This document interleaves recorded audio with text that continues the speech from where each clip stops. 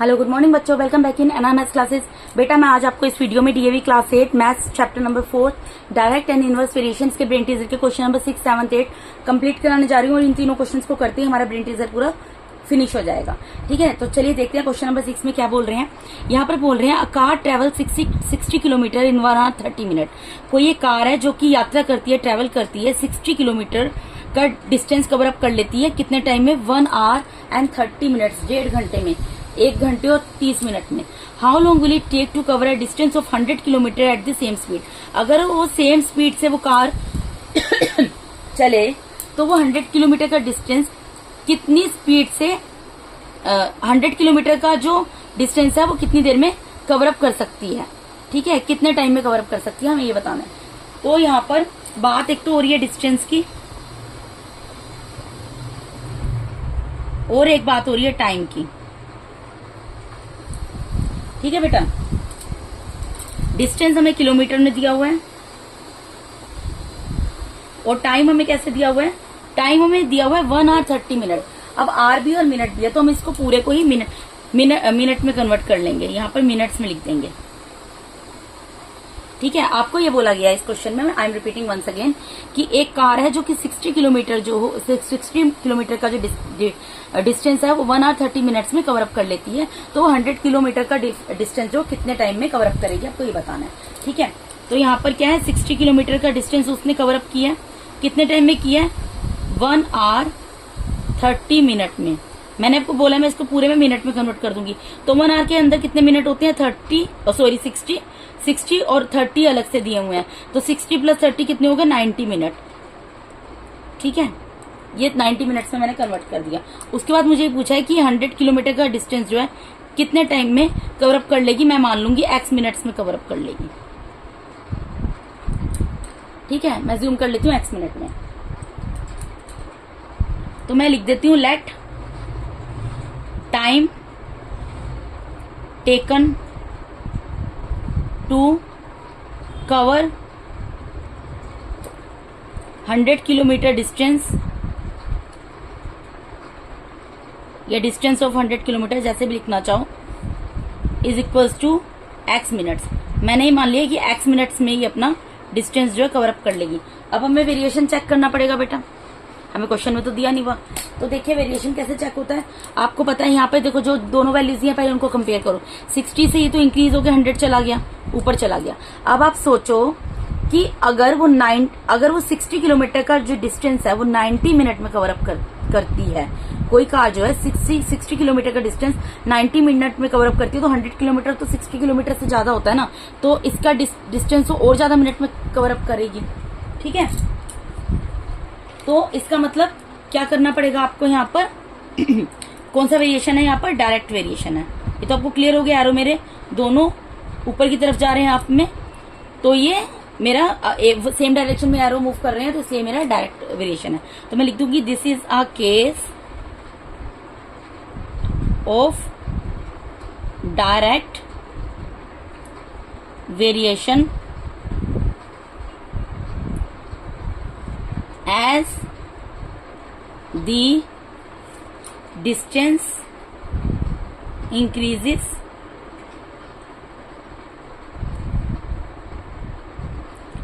then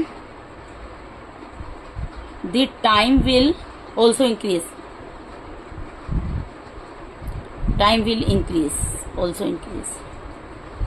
ठीक है, जो दोनों चीजें वैल्यूज दी होती हैं उनको कंपेयर कर लेती हूँ मैं, क्योंकि ये डिस्टेंस बढ़ रहा है तो टाइम भी बढ़ेगा भाई। जितना ज्यादा दूरी तय करोगे उतना ज्यादा टाइम लगेगा।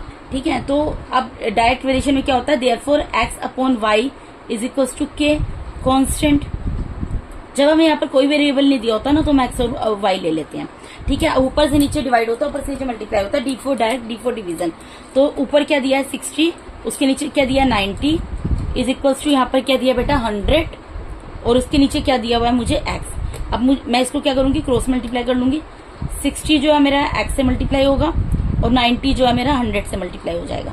ठीक है जी, अब मुझे वैल्यू किसकी निकालनी है? मुझे तो वैल्यू x की फाइंड आउट करनी है। ठीक है बेटा, तो x की वैल्यू क्या आएगी? 90 मल्टीप्लाई बाय 100 अपॉन में 60 मल्टीप्लाई में डिवाइड में चला जाएगा, 0 से 0 कैंसिल हो जाएगा। अब आप इसको देखो, कैंसिल करो, 2 3 6, 2 5 10, 3 1 जा 3, 3 3 जा 0, 3 3 जा 9, सॉरी 3 3 जा 0 गलती से बोल दिया बेटा, सॉरी, 3 3 जा 9 और 1 0, यानी 30 मल्टीप्लाई बाय 5 यानी 150 निकल गया। 150 क्या निकला है बेटा? 150 हमारा निकला है ये मिनट्स में। लेकिन हमें क्वेश्चन जिस फॉर्म में पूछा होता है ना, हमें आंसर उसी फॉर्म में देना होता है। हमें यहाँ पर क्या पूछा था? 1 आवर 30 मिनट, आवर और मिनट थे ना, तो इसको हम आवर और मिनट में कन्वर्ट करेंगे। कैसे करेंगे? 1 आवर में कितने मिनट होते हैं? 60, तो इसको 60 से डिवाइड कर देंगे। तो 60 से मैं डिवाइड करती हूँ 150 को, 62 जा 120 और रिमाइंडर क्या बच गया? 30।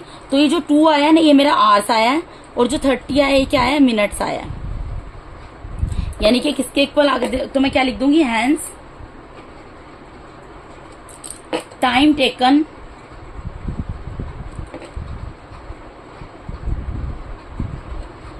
To cover 100 kilometre distance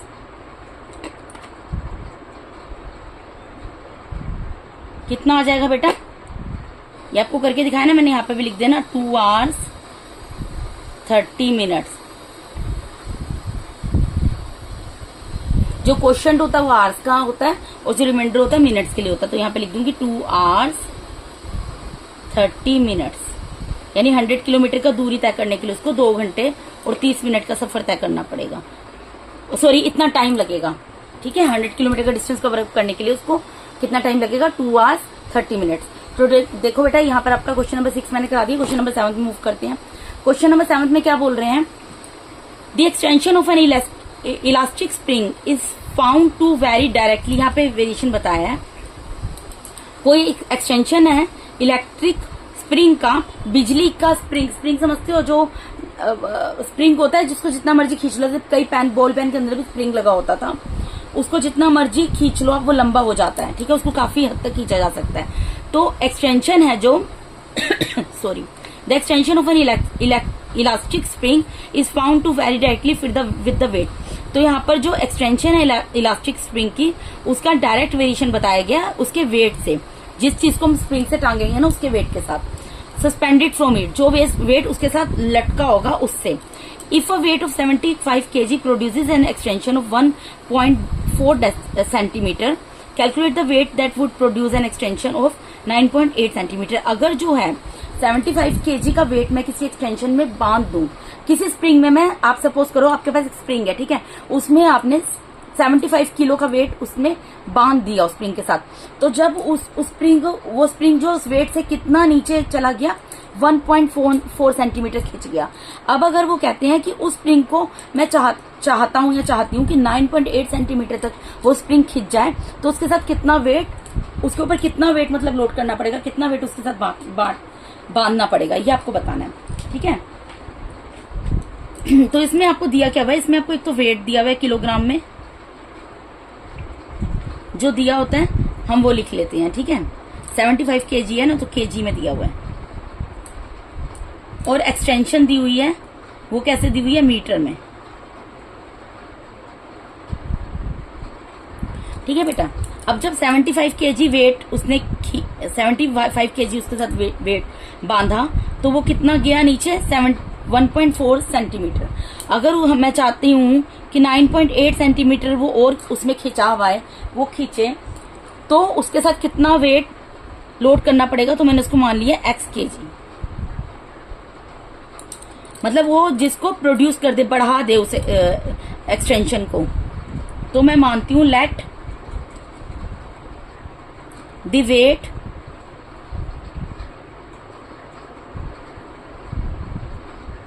that would produce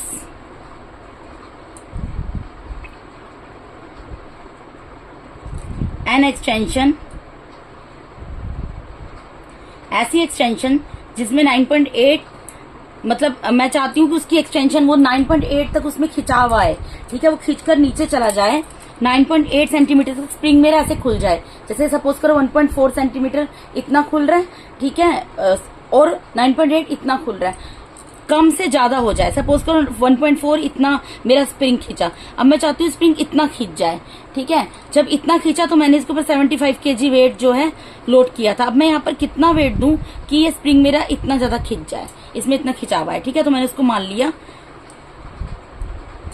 कि 9.8 सेंटीमीटर के लिए इक्वल्स टू x kg, कि let the weight that would produce an extension of 9.8 centimetre is equals to x kg। अब वेरिएशन चेक करना पड़ेगा बेटा।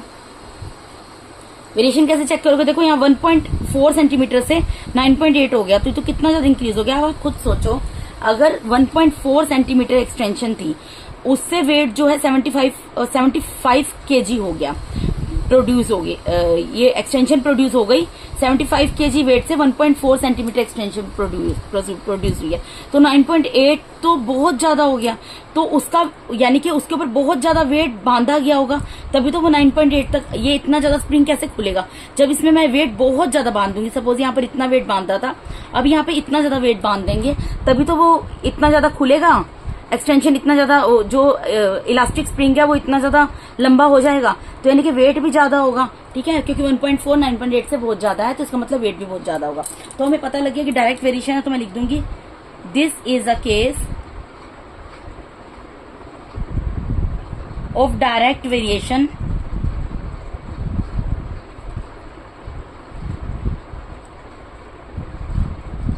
As the extension increases, extension जैसे जैसे बढ़ेगी, then the weight will also increase.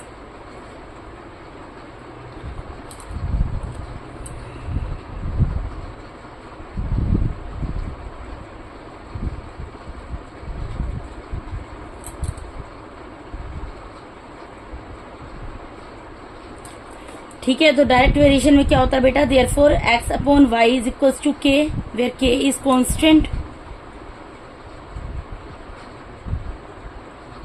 अब x की जगह क्या जगह 75, d for division, d for direct, d for division, ऊपर से नीचे डिवीजन होता है, ऊपर से नीचे मल्टीप्लीकेशन होता है। यहाँ डायरेक्ट वेरिएशन है, तो d for division and d for direct, याद रखना ये चीज। तो ऊपर से नीचे डिवाइड कर दिया, और यहाँ पे x है, अपॉन में 9.8 है। अब इसको क्रॉस मल्टीप्लाई कर लेंगे बेटा हम, तो इसका मतलब क्या है? अब मैं इधर ही लिख देती हूँ, 1.4 जो है वो x से मल्टीप्लाई होगा, और 9.8 जो है वो 75 से मल्टीप्लाई होगा, ठीक है। अब मुझे वैल्यू किसकी निकालनी है? मुझे इस वेरिएबल x की वैल्यू निकालनी है, तो x को उसकी जगह पे छोड़ दूंगी। 9.8 मल्टीप्लाई बाय 75 अपॉन में 1.4, यहाँ से डेसिमल हटाया, 10, एक 10 नीचे उतर गया, क्योंकि डेसिमल के बाद एक डिजिट है, नीचे का डेसिमल हटाया तो ऊपर 10 उतर गया, तो 10 से 10 कैंसिल ही हो गया, ठीक है। यहाँ 14 है, तो 14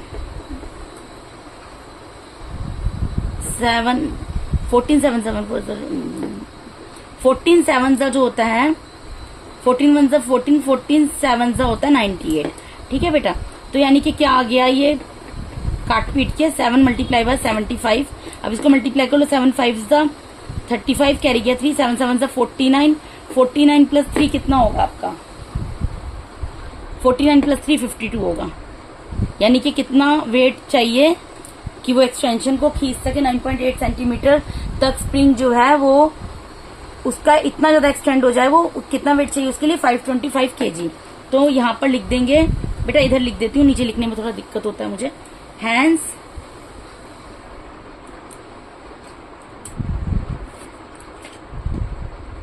the weight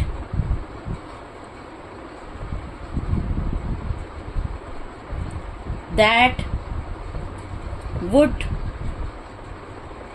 produce, जो मैंने लेट किया था ना वही लिख रही हूं मैं, an extension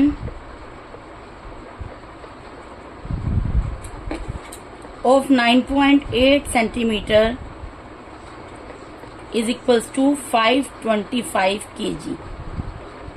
ये आपका इस क्वेश्चन का आंसर आ गया कि अगर मैं यहाँ पर अब जो स्प्रिंग है ना उसके साथ अगर मैं 525 kg का वेट टांग दूंगी, तब जो है एक्सटेंशन जो बढ़कर कितनी हो जाएगी? 9.8 सेंटीमीटर हो जाएगी, ठीक है बेटा। अब क्वेश्चन नंबर 8 पे मूव करते हैं। This is the last question from this brain teaser. Question number 8 क्या है? In 25 days the earth picks up 6 multiply by 10 raise to the power 8 pounds of dust from the atmosphere. How much dust will it pick up in 15 days. यहाँ पर बोल रहे हैं 25 दिनों में, 25 days में जो हमारी धरती है ना, वो हमारे वातावरण से 6 multiply by 10 raise to the power 8 pounds dust जो है वो क्या करती है? पिक करती है, लेती है। तो how much dust will it pick, तो वो 15 डेज में कितनी डस्ट लेगी हमारे एटमोस्फेयर से, ये हमें बताना है। ठीक है, तो इसमें हमें दिया क्या हुआ है? इसमें हमें नंबर ऑफ डेज दिए हुए हैं,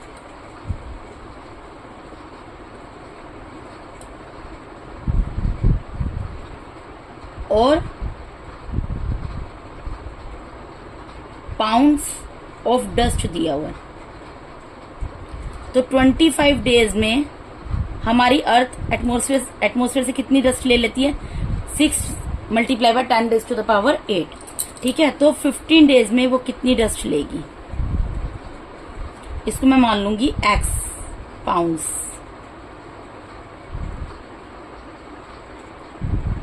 ऑफ डस्ट इतने टाइम में लेती है इतना pounds of dust.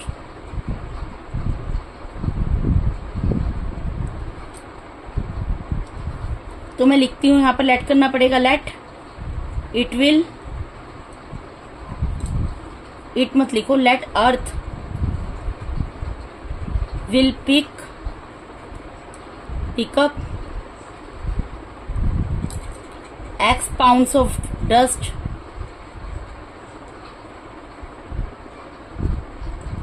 In 15 days. हमने मान लिया कि 15 डेज में हमारी अर्थ जो है वो x पाउंड्स ऑफ डस्ट लेगी। ठीक है, अब आप यहाँ पर एक चीज सोचो, यहाँ पर हमें क्या दिया हुआ है बेटा? अब हमें वेरिएशन चेक करना पड़ेगा। पहली चीज तो ये, यहाँ पर ये चीज देखो कि 25 डेज थे और 15 डेज हो गए, घट गए, 10 दिन तो कम हो गए। तो अगर 25 डेज में हमारी अर्थ इतने पाउंड डस्ट लेती है तो 15 डेज में तो उससे कम ही लेगी ना। तो एरो नीचे चला गया, तो इससे हमें क्लियर हो गया कि ये कौन सा वेरिएशन है? Direct variation. तो लिख देंगे this is a case of direct variation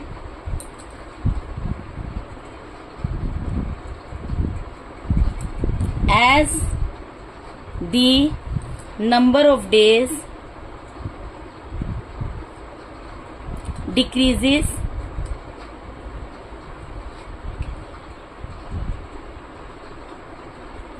then pounds of dust will also decrease.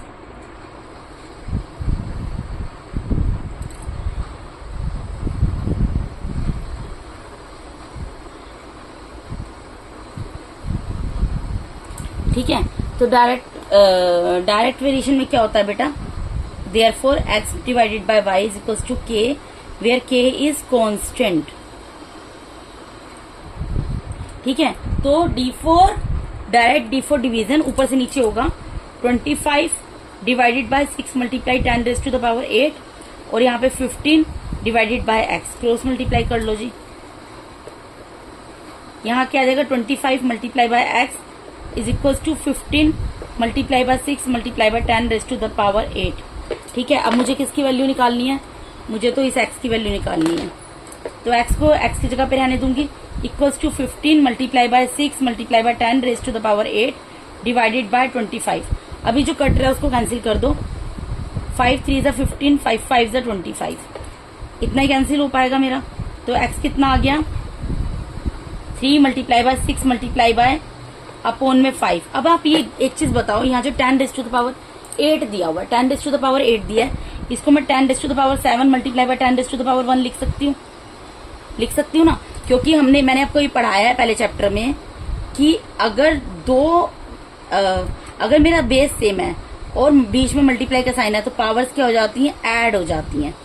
ठीक है, तो अब आप सोचो, अगर 10 रेज़ टू द पावर 8 है, बेस तो 10 ही है ना, तो अगर मैंने 7 और 1 कर दिया तो पावर ऐड होकर अल्टीमेटली तो ये 10 रेज़ टू द पावर 8 ही बन जाएगा। तो मैं इसको 10 raise to the power 7 multiply by 10 raise to the power 1 लिख सकती हूँ। ये मैंने इसलिए किया बेटा क्योंकि नीचे 5 है, मैं रिमाइंडर रिमूव कर, यहाँ पर सॉरी रिमाइंडर नहीं, जो डिनोमिनेटर उसको रिमूव करना चाहती हूँ, तो ये कैंसिल हो जाएगा 5 की टेबल से। 5 1 = 5, 5 2 = 10। तो ये क्या आ गया अब यहाँ पर? अब यहाँ पर क्या आ गया, x इज इक्वल टू आ गया बेटा 3 multiply by 6 multiply by 10 raise to the power 7 multiply by 2। ठीक है, अब आप यहाँ पर एक चीज देखो, यहाँ पे मेरा मल्टीप्लाई में क्या बचा है, मेरा मल्टीप्लाई बचा है ये 3 6 और ये सब बचा है ना। अब मैं एक चीज इसमें ये भी कर सकती हूँ बेटा कि मैं यहाँ पर 3 मल्टीप्लाई बाय, अच्छा अब इसको मल्टीप्लाई अगर मैं कर लूं, इसको मैं मल्टीप्लाई कर देती हूँ, मेरे ये जो न्यूमेरिकल डिजिट है 3 6 18, 3 6 कितना होता है बेटा, 3 6 18, 18 2 कितना होगा,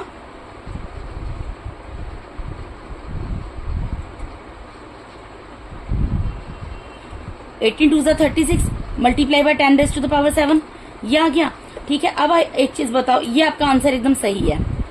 ठीक है, ये आपका आंसर सही है, लेकिन बुक में 2 आंसर दिए हैं तो उस फॉर्म में भी मैं कन्वर्ट करके बता देती हूँ आपको।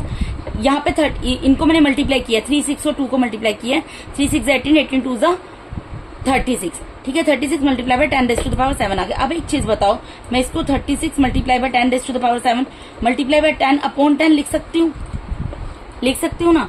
तो इससे क्या होगा, इसका मतलब क्या है कि 36 के नीचे भी 10 है, 36 के नीचे 10 है, और ये जो 10 रेज टू द पावर 7 है और इसकी पावर कुछ नहीं है 1 है, तो ये दोबारा से 10 रेज टू द पावर 8 हो जाएगी, क्योंकि बेस से है, पावर्स को ऐड कर दिया।